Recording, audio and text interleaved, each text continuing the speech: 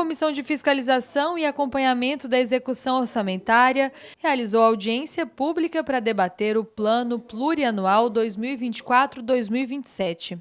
A proposta, elaborada pelo Governo do Estado, foi apresentada no plenário da Assembleia Legislativa pelo secretário adjunto de Planejamento e Gestão de Políticas Públicas da CEPLAG.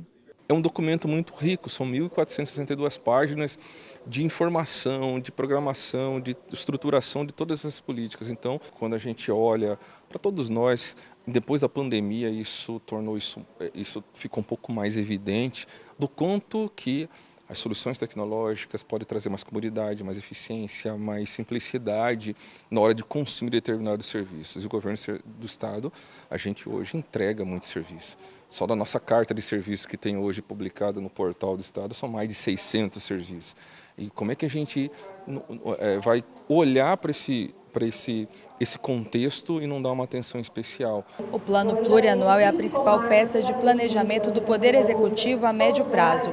É a partir do plano traçado no PPA, com metas, objetivos, diretrizes, que a gente fica sabendo o caminho que o governo quer seguir pelos próximos 4 anos. Ou seja, é a partir do projeto apresentado e aprovado aqui que a gente fica sabendo quais as prioridades, de que maneira, em quais áreas o governo pretende gastar os 153 bilhões de reais em caixa previstos para o período de 2024 a 2027.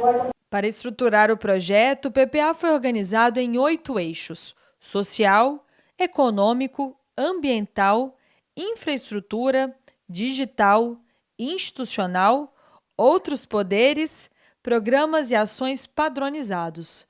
Sandro Brandão destacou o incremento de investimento no eixo social. As áreas prioritárias, onde tem o maior volume de recursos destinados, são as áreas sociais, né? Educação, saúde, segurança, assistência e cultura e lazer. Então é onde a gente realmente quer atingir a maior parte da população. Então, normalmente, essas áreas ela tem essa sensibilidade, até na definição dos seus programas é uma quantidade muito maior, é um volume maior, é um desafio sempre muito maior. Então, naturalmente, esses programas recebem esse maior volume de investimento.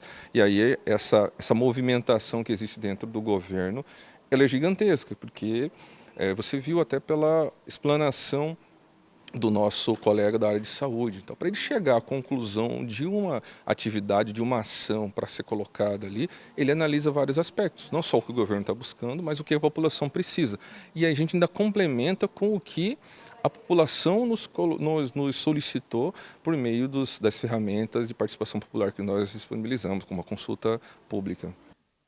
Além da atenção ao eixo social, o PPA também identifica o alcance de programas e ações em públicos-alvos transversais. Entre eles estão as mulheres. Nós precisamos que as mulheres enxerguem dentro do orçamento a participação delas, os recursos destinados a elas. Isso é um privilégio para as mulheres? Não.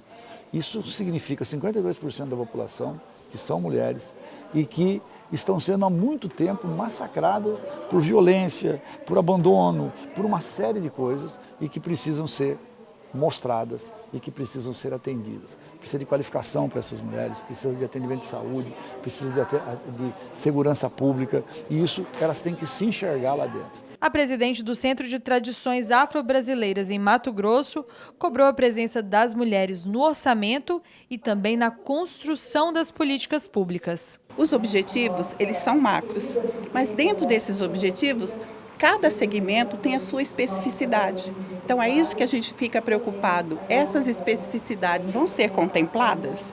Então a gente está trazendo o povo do axé, os povos tradicionais, os ribeirinhos, os quilombolas, que nós somos invisibilizados. Então a gente precisa trazer essas mulheres à visibilidade, ter a diversidade presente para que tudo seja construído a partir de nós. A gente não quer que seja de cima para baixo, a gente quer ajudar nessa construção e nós temos pessoas extremamente competentes que podem ajudar e vai melhorar muito o estado do Mato Grosso. Entre os públicos-alvos transversais, essa educadora ambiental sentiu falta dos catadores de materiais recicláveis. Se lá no plano do PPA os catadores de recicláveis tivesse sido contemplado, nós teríamos projeto porque nós não queremos ter só assistencialismo, nós queremos ter estrutura, nós queremos ter capacitação, nós queremos nos empoderar e mostrar o nosso trabalho. O PPA ele foi todo montado em cima das ODS e nós, catadores de recicláveis, nós gostamos muito da ODS número 11,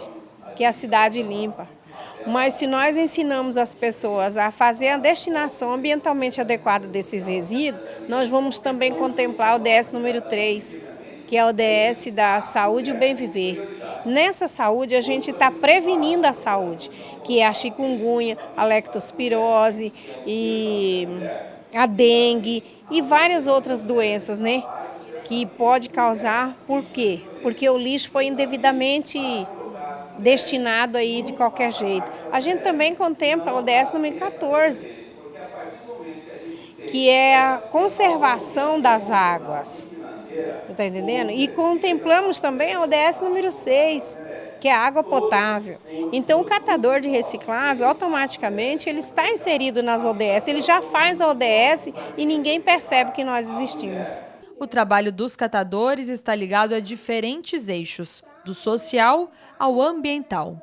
Com relação ao eixo ambiental, a meta do governo no PPA é estar entre os 3 estados da Amazônia Legal com melhor índice de sustentabilidade. O deputado Carlos Avalone questionou a capacidade de execução desse planejamento, levando em consideração os desafios climáticos enfrentados e tendo em vista o orçamento previsto. O eixo ambiental é a área com a menor receita. O mundo passa por momentos difíceis. Mato Grosso bateu hoje, provavelmente, pelo que eu vi na mídia, o recorde de temperatura, chegou a 43 graus, essa pelo menos era a previsão.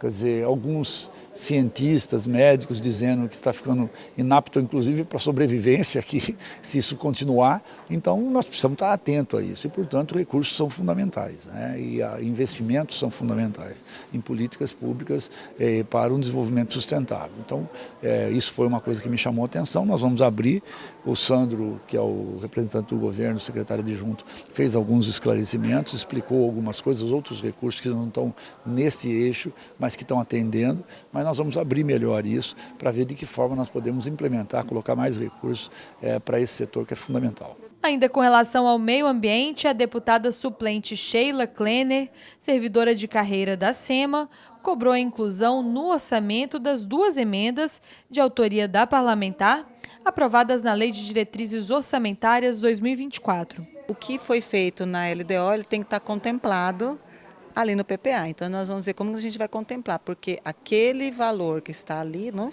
foi contemplado nem o concurso público e nem a readequação salarial. Assim como outras categorias também, que tiveram algumas coisas inseridas dentro da LDO. Então, isso tem que estar contemplado no PPA, para a gente não sofrer lá na LOA. Na categoria Demais Poderes, que contempla Assembleia Legislativa, TCE, TJ, Procuradoria-Geral de Justiça e Defensoria Pública, a Defensoria tem o menor orçamento, R$ 1.477 milhões para os próximos 4 anos. Para a Defensora Pública Geral, o repasse previsto é insuficiente para atender a demanda e possibilitar que a instituição cumpra o seu papel social. Uma instituição que precisa crescer, precisa estar em todas as comarcas, tem um déficit significativo aí de defensores, eu não posso simplesmente aceitar um crescimento com base na inflação, porque assim eu não tenho como me comparar ou me colocar numa condição de igualdade com outros órgãos que já estão super estabelecidos, né, em todas as comarcas, atendendo a população, enquanto a Defensoria Pública não está. Então a nossa reivindicação aqui e o apelo que a gente faz, né, tanto para o governo quanto para a Assembleia Legislativa, é que tem um olhar diferenciado, porque a Defensoria Pública é a instituição que atende a população mais pobre. A audiência pública da Comissão Orçamentária é mais uma etapa do trâmite do Plano Plurianual na Assembleia Legislativa. Tinha uma proposta que eu estou avaliando com o presidente da Assembleia, com a mesa diretora, da gente fazer algumas audiências no interior do Estado, para que a gente possa fazer com que o interior também participe, ou de forma online ou presencial. Eu prefiro presencial, mas nós vamos avaliar isso pelo prazo que nós temos. Feito todas essas discussões, vamos abrir espaço para a apresentação de emendas, os deputados vão fazer as emendas, as propostas de emenda, a comissão vai avaliar tudo isso e depois vai dar os pareceres, aprovando, rejeitando, e isso vai para uma primeira votação, depois tem a votação que vai para a Comissão de Constituição e Justiça para ver a constitucionalidade dessas emendas, e aí o PPA é aprovado. Então, nós temos que fazer isso até o final do ano, né? Não se pode nem sair de recesso se isso não acontecer.